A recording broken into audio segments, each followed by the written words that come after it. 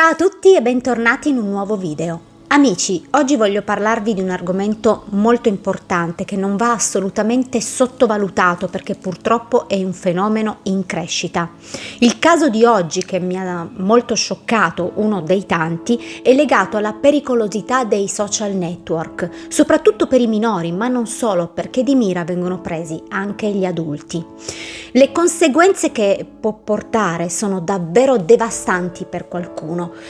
Possono essere a livello emotivo, anche a livello finanziario e di conseguenza anche giudiziario. Tra i pericoli in rete troviamo hacker, cybercriminali, cyberbullismo, stalking e a farne le spese maggiormente sono proprio i giovani, bambini e adolescenti che arrivano a diventare dipendenti dai social e a quell'età giocano un ruolo fondamentale alcuni aspetti. Sono alla ricerca dell'accettazione da parte dei loro coetanei, di un riscontro positivo per il loro aspetto fisico. E qui entra in gioco un'altra cosa fondamentale, l'autostima.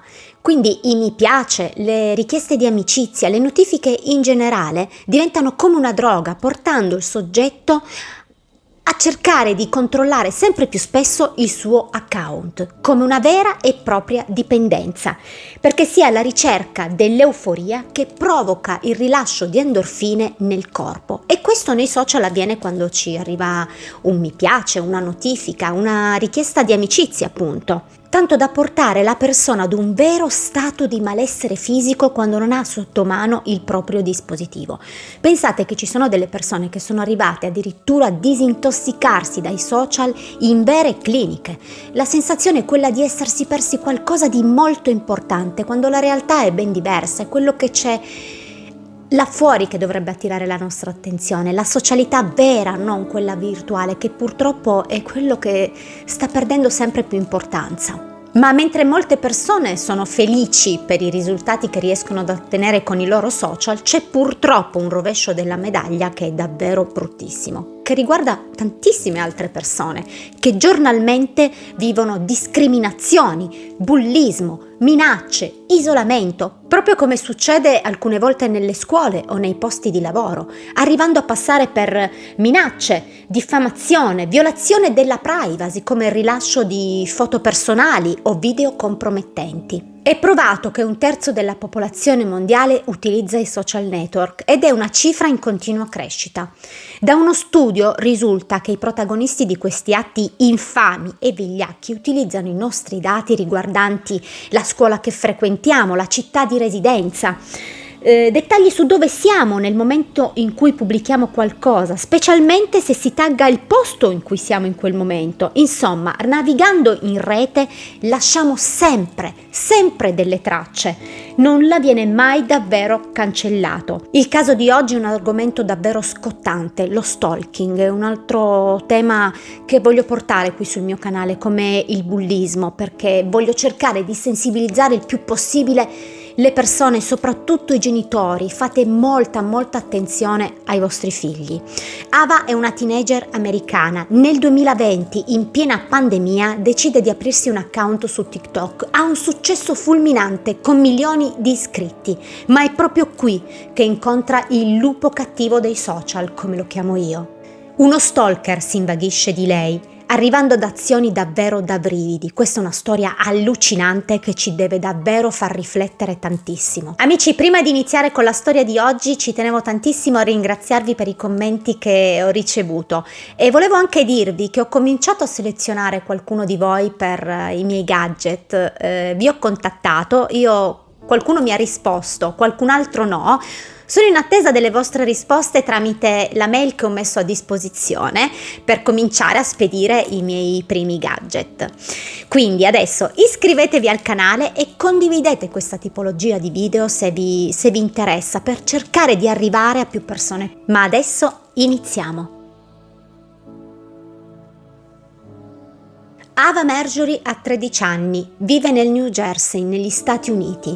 Ha 2 fratelli, Evan e Logan, di 17 e 11 anni. Il padre, Rob, ha 51 anni ed è un ex poliziotto in pensione. La mamma Kim invece ha 45 anni ed è un'esperta in tecnologia.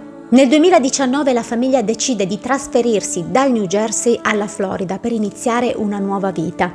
Il posto che hanno scelto è un po' il paradiso per loro, con tasse più basse rispetto allo stato in cui si trovano, uno stile di vita più tranquillo e un clima più caldo. Si trasferiscono a Naples, la comunità perfetta, sicura, ha molti pensionati, insomma un ambiente speciale, ed era proprio quello che loro stavano cercando. Tutti e tre i ragazzi erano molto presenti sui social, soprattutto Ava, che in piena pandemia decide di aprire il suo account su TikTok per passare un po' il tempo. Si unisce anche lei in questa piattaforma per creare contenuti come selfie, balli, sincronizzazione labiale con il sottofondo della musica, portandola a diventare una vera star di TikTok, raggiungendo 1 milione di follower in un solo anno, di cui il 75% erano uomini. Ava era una ragazza molto intraprendente. Pensate che a scuola riusciva a vendere degli sticker che disegnava lei stessa, da quello che ho capito, arrivando a venderli anche per centinaia di dollari. I genitori erano davvero orgogliosi di lei, pensavano che questo fosse una sorta di lavoro, quindi un passo importante nella sua crescita personale. Ava giorno per giorno inizia a guadagnare una grande popolarità, arrivano i contatti con i brand, arrivano contratti con cifre davvero molto alte, gli utenti iniziano a interagire con lei sempre di più e per lo più sono ragazzi che le fanno commenti sul suo aspetto fisico, perché è davvero una bella ragazza. Pensate che in un'intervista del febbraio 2022 Ava, ad un giornalista del Times, racconta che era in grado di guadagnare anche $1.000 a video sponsorizzato. Ma torniamo indietro. Nel 2020, ad agosto, inizia a pubblicare anche su Instagram e guadagna 130.000 follower in un mese, arrivando quasi a più di 300.000. Aveva all'incirca, mi sembra, 3 account sui social network. Ma nel 2021 però qualcosa cambia. Ava nota un utente, Eric Justin 111, che le invia in continuazione messaggi su Snapchat e Instagram. Ava era solita rispondere ogni tanto ai suoi fan e quindi rispondeva anche a lui, a frasi del tipo «Ehi, com'è andata la giornata oggi?». All'improvviso però Ava smette di rispondergli perché si rende conto che alcuni dei suoi compagni, tra cui quelli della vecchia scuola e quelli della nuova scuola, avevano venduto in cambio di denaro delle sue foto a Justin e addirittura il suo numero di cellulare. Una follia. Ava lo blocca.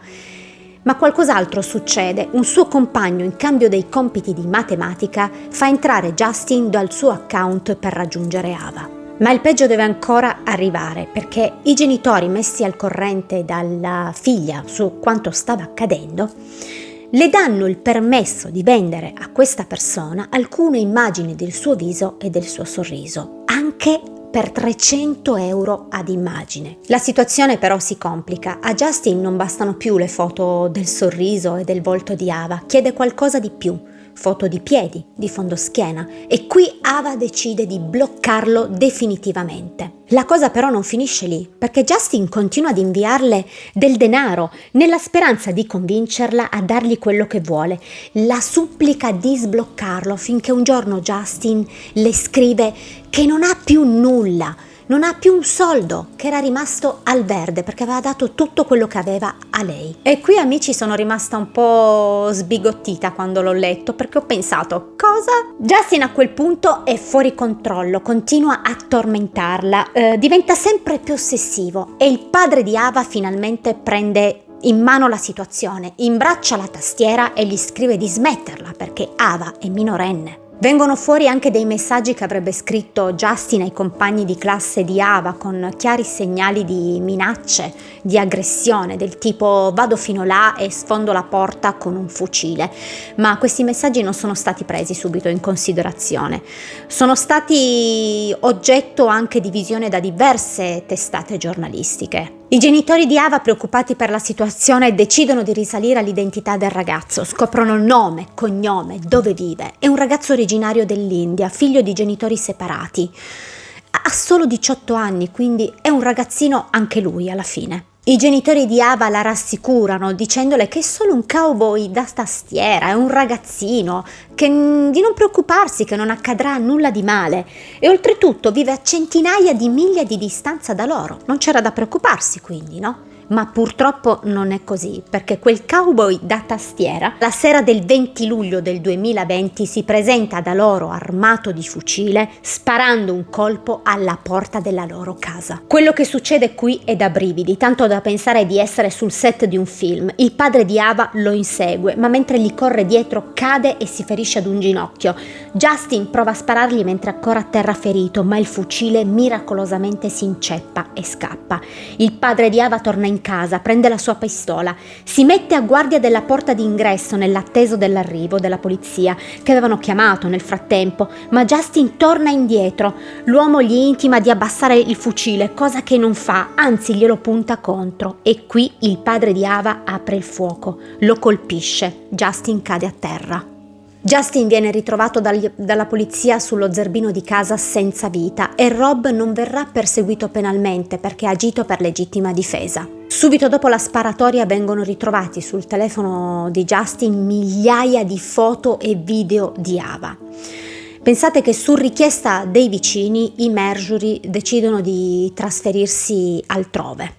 Da lì in poi la ragazza venne invitata sul red carpet di Los Angeles insieme ad altri influencer adolescenti e a sempre più eventi. Uno stuolo di avvocati cerca di contattare i Marjorie per cercare di essere ingaggiati nella speranza di poter proteggere i guadagni della ragazza, ma tutto questo non impedisce ad un altro uomo di contattarla per farle un'offerta di $1.000 in cambio del suo numero di cellulare. Si scoprirà poi che era un molestatore sessuale. Ava non si fida più di nessuno, decide anche di abbandonare la scuola e sembra che denunci anche un suo compagno di scuola per averla seguita. Se vi state chiedendo se Ava abbia chiuso con i social, la risposta è che lei ci ha pensato davvero tantissime volte, ma i vantaggi e le opportunità che le hanno dato hanno avuto la meglio e i genitori sono d'accordo con lei e l'hanno sostenuta in tutto perché per loro è importante che Ava sia solo felice e se questa è la strada che ha scelto a loro va bene. Sono consapevoli che molte persone potrebbero essere in disaccordo con le loro scelte sia passate che future, ma loro ritengono di aver agito solo ed esclusivamente per il bene della loro figlia. Ava continua a guadagnare milioni di dollari in sponsor e pubblicità e ha attirato anche l'attenzione di Hollywood, guadagnando milioni di follower sui suoi social ancora attivi. Amici, ovviamente non siamo qui per giudicare le azioni di nessuno, né quelle di Ava né tantomeno dei suoi genitori. Io ho portato questo caso solo perché mi ha davvero tanto colpito e come questo ce ne sono tantissimi altri. I social in mano alle persone sbagliate sono purtroppo davvero un pericolo e dobbiamo cercare di sensibilizzare più persone possibili a farne un uso corretto, ma soprattutto a fare tanta attenzione. Io non posso dire che questa storia sia davvero una storia a lieto fine perché purtroppo un ragazzo ha sempre perso la vita. Posso dire che Ava è stata molto fortunata e purtroppo non ci sono molti casi così. Se questo argomento per voi è interessante, mi raccomando, lasciatemi un like perché per me è molto importante nella mia crescita in questo percorso. Siamo arrivati al termine di questo video, io vi mando un bacio grande e ci vediamo domenica con un'altra storia. Ciao amici!